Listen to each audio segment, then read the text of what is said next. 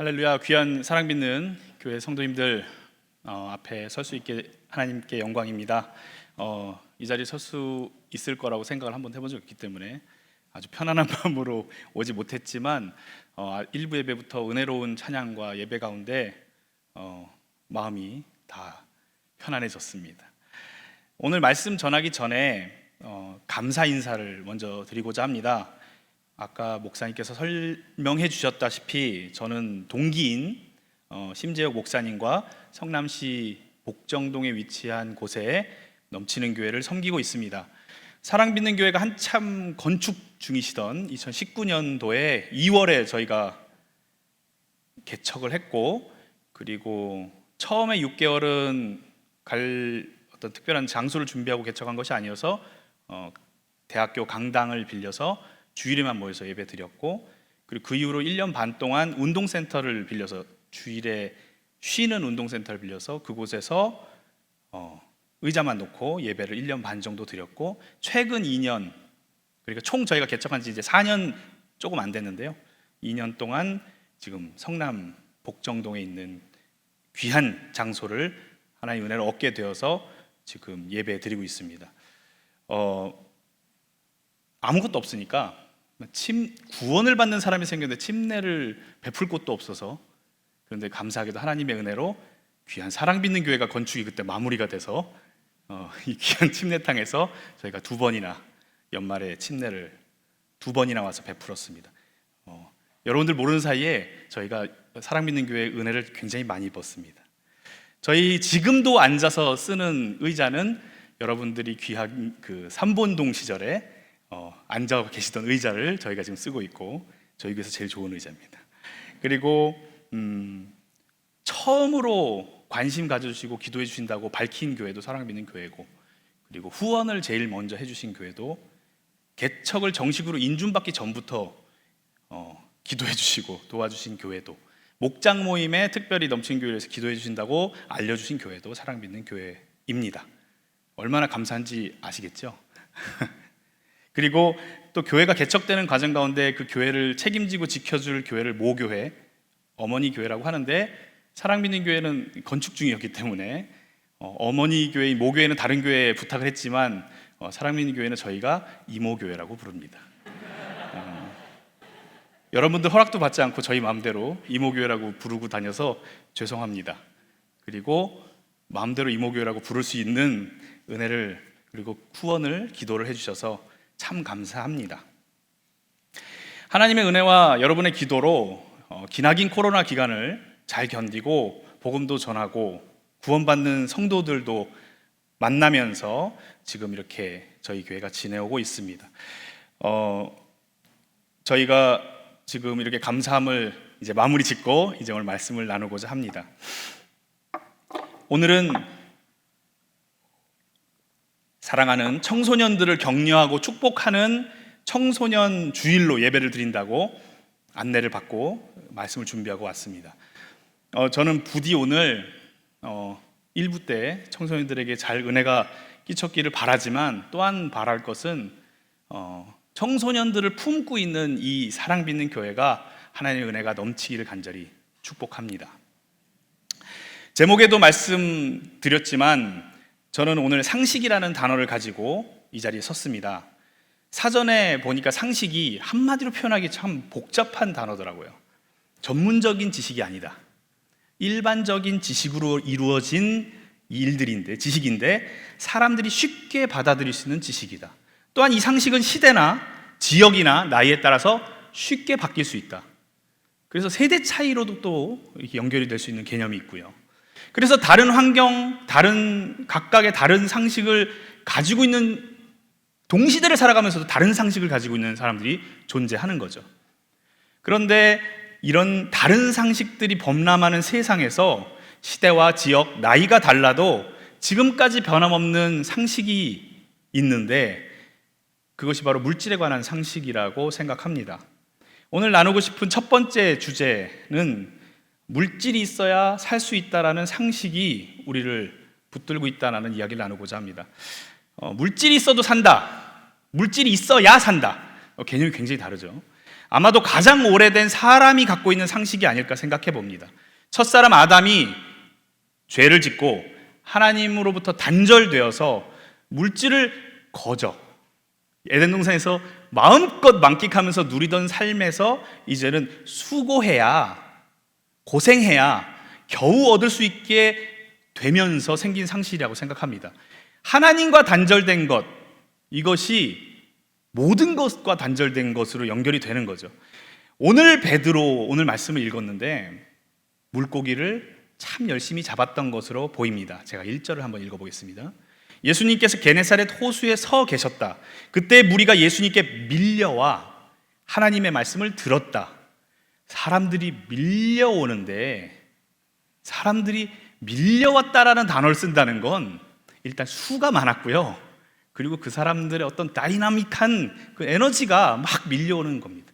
그런데 그렇게 밀려올 정도로 예수님의 영향력이 큰 말씀을 전하시는데도 2절에 보니까 예수님께서 보실 때까지 베드로는 그저 사람들과 상관없이 그 밀려오는 그 소란 속에서 그물을 싣는 사람들 중에 한 사람이었습니다.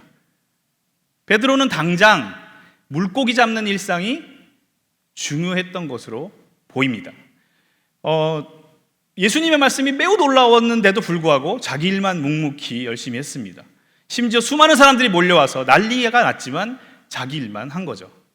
왜냐하면 물고기를 잡는 게 베드로에게는, 시몬이라고 이름 지은 그 사람에게는 그게 가장 중요한 거니까, 그것이 상식이니까. 물고기를 잡아야만 그 가족이, 본인이 살 수 있습니다. 그게 상식이죠. 베드로의 상식이었습니다. 심지어 직접 베드로의 배에 예수님께서 오르셔서 말씀을 전하시는 도중에도 특별히 사실 베드로의 어떤 반응이 말씀에 보이지 않습니다. 그런데 정말 다행인 것은 베드로가 피곤하다고 예수님을 거절하지 않은 부분입니다. 3절에 보면 예수님 말씀을 막 전하시고 나서도 또 사람들이 몰려드니까 좀 어느 정도 간격을 띄울 필요가 있어요. 저와 여러분에게 간격이 존재하죠. 예수님께서는 더 많은 사람들에게 말씀을 효과적으로 전하시기 위해서 배에 타셔서 물가로 나오심으로 인해서 지금 예배당과 같은 그런 효과를 가져오셨습니다. 그래서 5절에 이르러서는 예수님의 말씀을 마치실 무렵 이전까지는 베드로의 배에, 베드로가 옆에서 노를 져서 어느 정도 거리를 뛰고 예수님이 그 옆에서 말씀을 나누셨는데, 그 말씀을 전하실 수 있도록 자기 배를 내드리는 그 정도까지는 했다라는 것이 다행이라는 얘기입니다.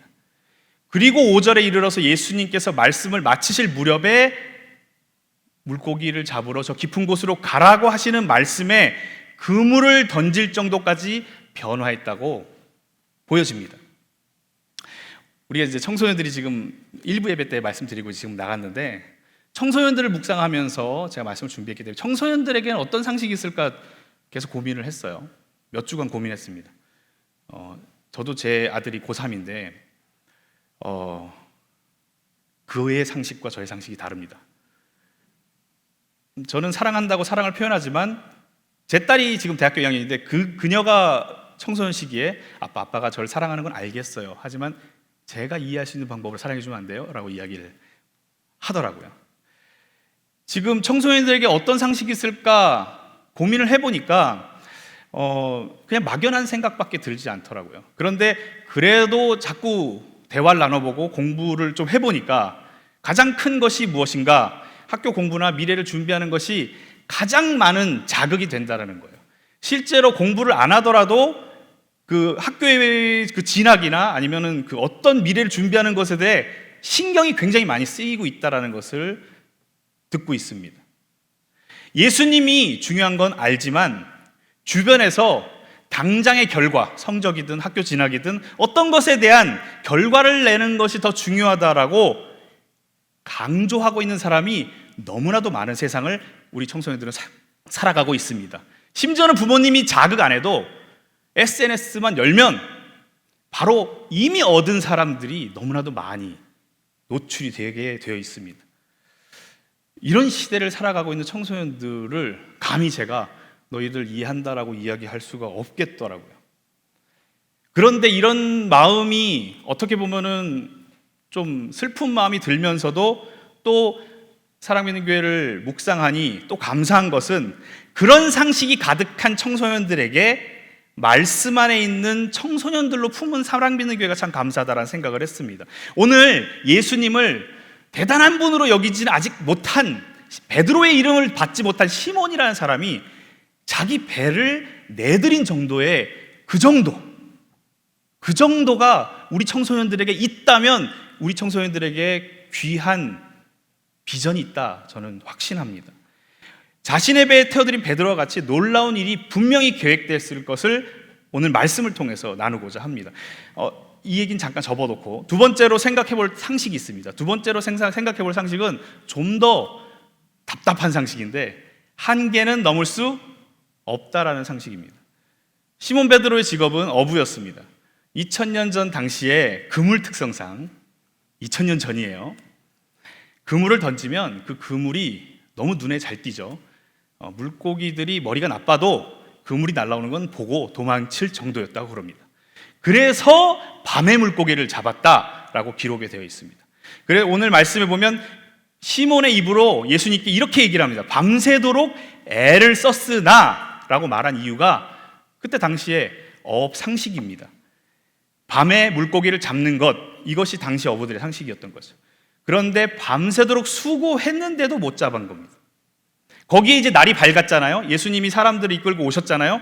그러니 이제는 그물을 던져도 물고기를 잡을 수 없다. 이제는 포기하고 퇴근해야 된다. 이것이 상식이었습니다. 한계는 넘을 수 없다. 가끔 명언 만들기 좋아하는 분들이 한계는 넘을 수 있다라고 이야기하시는데, 한계란 말 자체가 넘지 못하는 때 쓰는 말이죠. 한계는 넘을 수 없다라고 말하는 것이 사람의 상식입니다. 오늘날 청소년들이 무엇을 보고 있을까요? 어른들은 이미 그 시기를 지났기 때문에 수많은 새로운 정보들이 예전에 겪었던 정보들을 밀어내서 기억이 안 나실지 모르지만, 청소년들, 청년들은 이제 인생 처음 사는 거고 산지 20년밖에 안 됩니다. 모든 경험이 새로운 경험인 거죠. 그런데 새로운 경험의 앞에 처음으로 등장하는 단어들이 3포 세대, 5포 세대, 어제 검색해보니까 완포도 나왔더라고요. 완전히 포기한 세대. 요즘을 시대를 살아가는 청소년들, 청년들에게 그 앞에 서 있는 단어가 떡하니 포기하는 세대라고, 한계 앞에서 포기할 수밖에 없는 상식을 눈만 뜨면 자는 순간까지 보여줍니다. 그런데 또 우울하지 않을 수 있는 게 있어요. 그럴 때마다 또 감사한 것은 사랑받는 교회의 귀한 목사님들, 그리고 전도사님들, 그리고 귀한 선생님들이 하나님 말씀을 전하고 계신다는 사실입니다. 아까 우리 자매님이 간증을 했어요. 당장 기도를 열심히 했는데 바뀌지 않았다고. 하지만 깨달았다고 했죠. 바뀌지 않는 것처럼 보이지 실은 하나님께서 이루십니다. 아멘. 먼저 말씀이 있으면 그 말씀을 따라 순종하는 그 패턴이 우리 삶을 변화시킵니다. 오늘 5절 말씀에 말씀을 따라 그물을 내리겠습니다 라고 써 있습니다. 우리가 보통 찬양할 때 깊은 곳에 그물 던지고 믿음으로 그물 던지고 하는데요, 그 앞에 이 단어를 꼭 기억하시기 바랍니다. 말씀에 따라 그물을 던진 겁니다. 이 상황에는 먼저 말씀이 있고 그 말씀에 반응하는 패턴입니다. 앞에서 설명한 대로 낮에 그물 던지는 것은, 그 상식은 잘못된 상식인 거죠. 상식에 맞지 않으니까 포기해야 되는데, 베드로는 아직은 초월적인 존재인 건 깨닫지 못했지만 말씀을 듣고 보니 따를 만한 분이라고 생각해서 작은 믿음 한 스푼을 더해서, 그 말씀에 믿음을 더해서 그물을 던졌던 겁니다. 이제 패턴이 보이시나요? 집에 쉬러 가고 싶어요. 포기하고. 그런 상식 대신에 예수님을 배에 모신 것, 그 작은 것. 그물을 던져봐야 소용없으니까 저 안 돼요 라고 해서 거절할 수 있는 상식에서 말씀에 따라 그물을 던지는 것. 안 될 것 같은 상식에서 말씀을 따라 작은 것 하나를 따라 해보았는데 이루어지는 패턴을 우리 삶 가운데 새기길 간절히 축원합니다.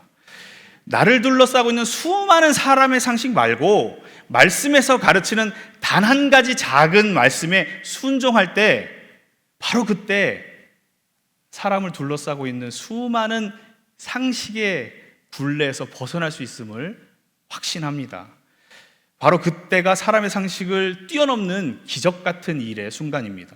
6절에 제가 한번 그 뒷부분 후반절을 읽어보면 많은 고깃대가 걸려 들어서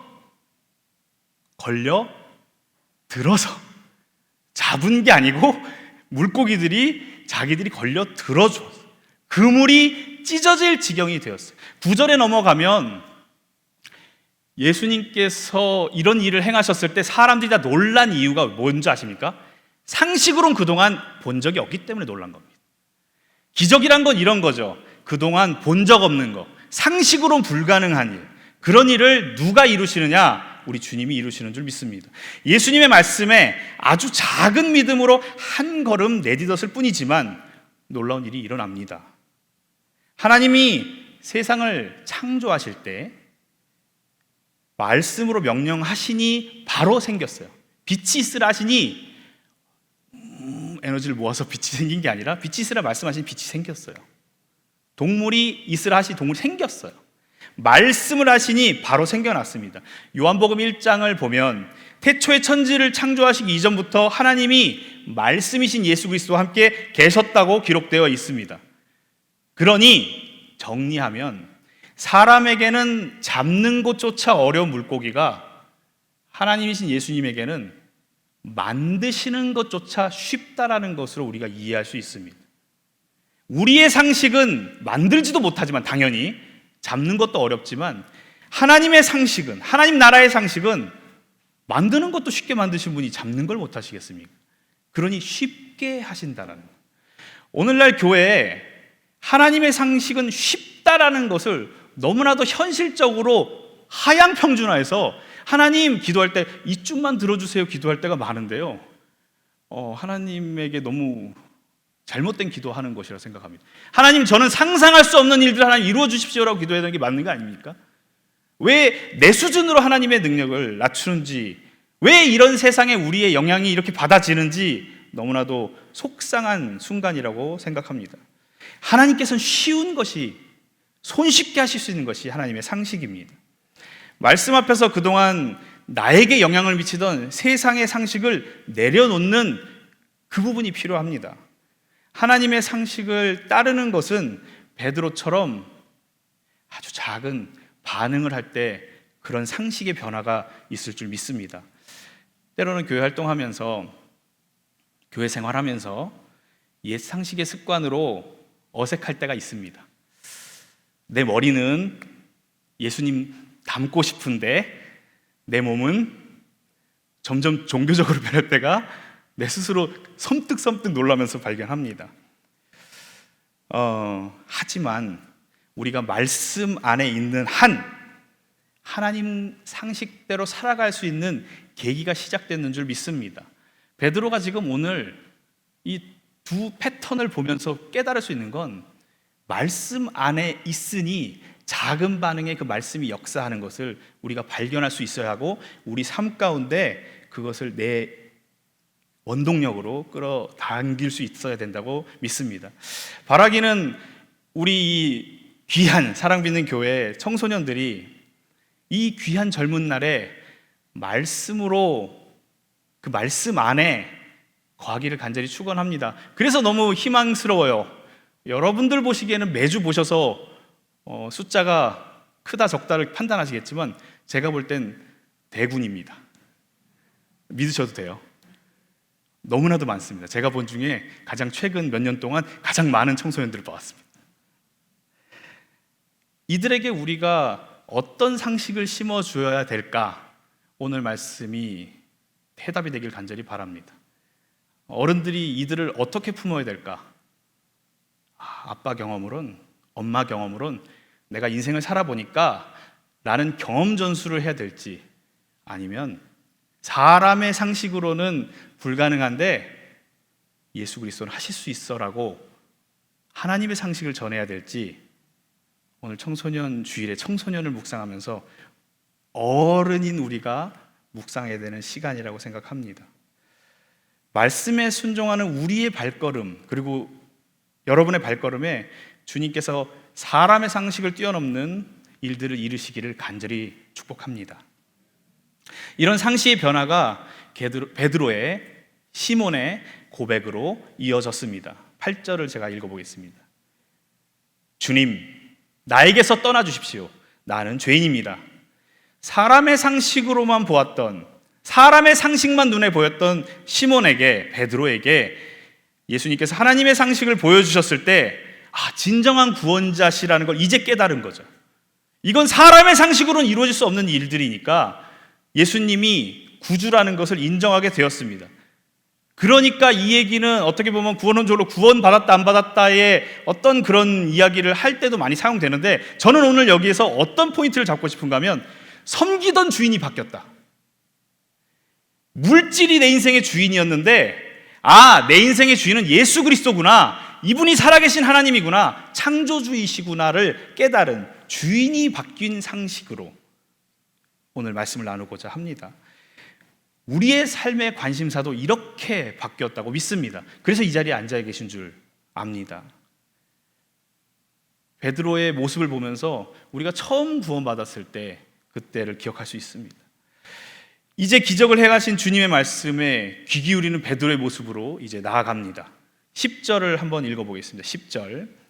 예수께서 시몬에게 말씀하셨다. 그 다음 절 같이 읽어볼까요? 두려워하지 마라. 시작. 두려워하지 말아라. 이제부터 너는 사람을 낚을 것이다. 상식을 초월하신 유일한 분 예수님께서 이제 새로운 상식인 하나님 나라의 상식을 알려주시는 거예요. 그동안에는 물고기 잡으러 다니고, 그동안에는 물질을 얻으러 다니고, 그동안에는 가족을 부양하는 것이 전부라고 생각했는데 그게 전부가 아니라는, 더 중요한 게 있었다라는 것을 알려주시는 거죠. 수많은 사람들이, 아니죠, 다죠, 다 모든 사람들이 하나님 나라를 향하지 못하고 하나님과 단절되어서 죽어가는데 그것을 불쌍히 여기셔서 이 땅에 예수 그리스도를 보내주신 것 아닙니까? 사실은 베드로 한 명에게 예수님이 나타나신 것으로 볼 수 있지만 넓게 보면 사실은 이 세상에 예수 그리스도가 오신 거죠. 그리고 그 예수 그리스도가 여기 앉아 계신 각 사람 한 분 한 분의 삶 가운데 나타나셨다고 믿습니다. 오늘 말씀을 통해서 나타나셨습니다. 그리고 베드로에게 기적 같은 일들을 보여주시면서 예수님 스스로가 전능하신 하나님이심을 증명해 보이시고 이제 말씀을 하시는 거예요. 다른 영혼도 내가 사랑한다.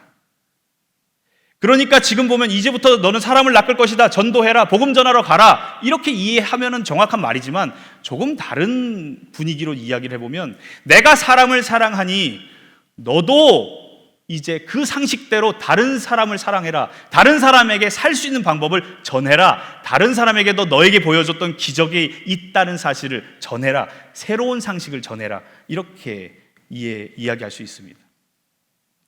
놀라운 일을 베푸셨던 이 이유가 베드로 혼자 누리라고 주신 것이 아니라 실은 이 세상 모두를, 하나님이 세상을 이처럼 사랑하사 독생자를 주셨다라고 하신 말씀처럼 베드로 혼자 누리라는 것이 아니라 세상을 사랑하시는 그 뜻을 이 오늘 시몬에게 삶을 통하여서 베푸셨습니다.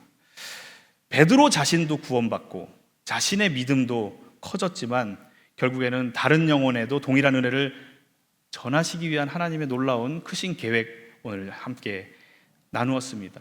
말씀을 마무리하기 전에 이 상식이 바뀌는 이 부분에 저희 넘치는 교회 개척 당시의 마음을 간증하면서 마무리하고자 하는데, 저는 목사고 목회한 지 오래됐고, 오래되지는 않았나요? 사람마다 기준이 다르니까. 어렸을 때부터 교회 다녔고 구원도 고3 때 받았고, 하지만 여전히 저에게도 세상의 상식이 저를 막고 있었다라는 것을 아주 최근에야 알게 되었습니다. 저에게는 지하교회는 새로운 성도가 오지 못한다는 상식을, 사람의 상식을 갖고 있었습니다. 특히나 저희 교회는 반지하가 아니라 온지하입니다. 계단을 내려가면 막다른 길이 나오는데 거기서 한번 더 꺾어야 그제서야 교회 예배당 입구가 나옵니다. 저는 우리 교회니까 사랑스럽고 너무 좋은 귀중한 장소지만 처음 오는 영혼들에게는 처음 오는 영혼들에게 제시하기에는 어렵겠다라는 게 제 상식이었습니다. 이곳으로 올까?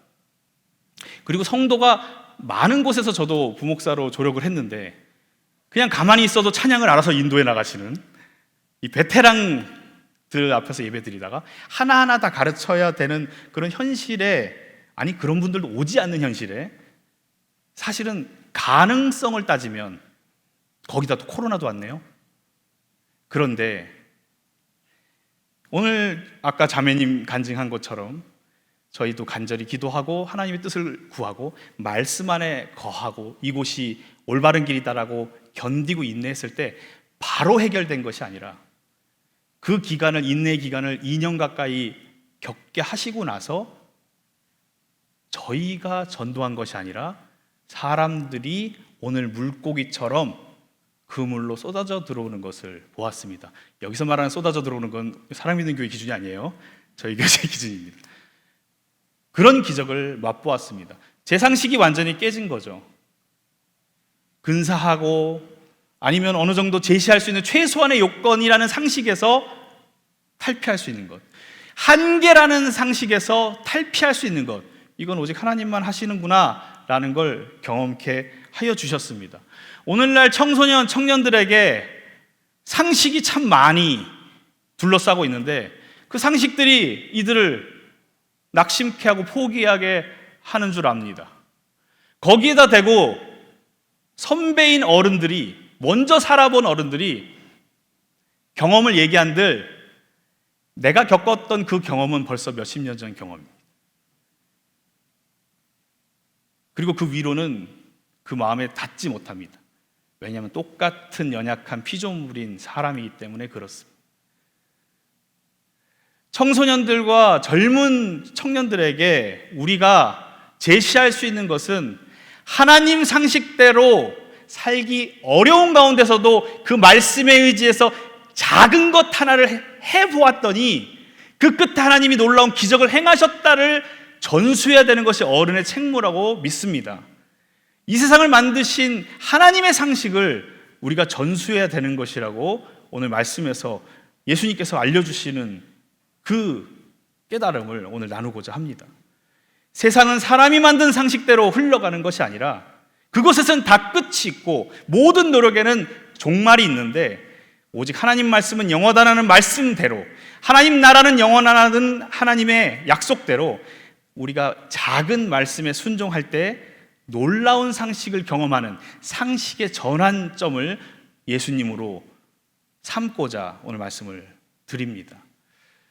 부디 이 가운데 아직 예수님을 개인의 구주로 영접하지 못하신 분들은 귀한 사랑 믿는 교회 사역자님들과 리더들에게 복음을 전해달라고 하시는 시간이 되었으면 좋겠고, 이 놀라운 경험이 우리 자라난 청소년들, 청년들에게 중심축이 되고 마음의 핵심이 되기를 간절히 바랍니다. 오늘 사랑 믿는 청소년과 사랑 믿는 교회 청소년과 모든 성도님들 삶 가운데 예수 그리스도의 상식이 넘치시기를 축원합니다.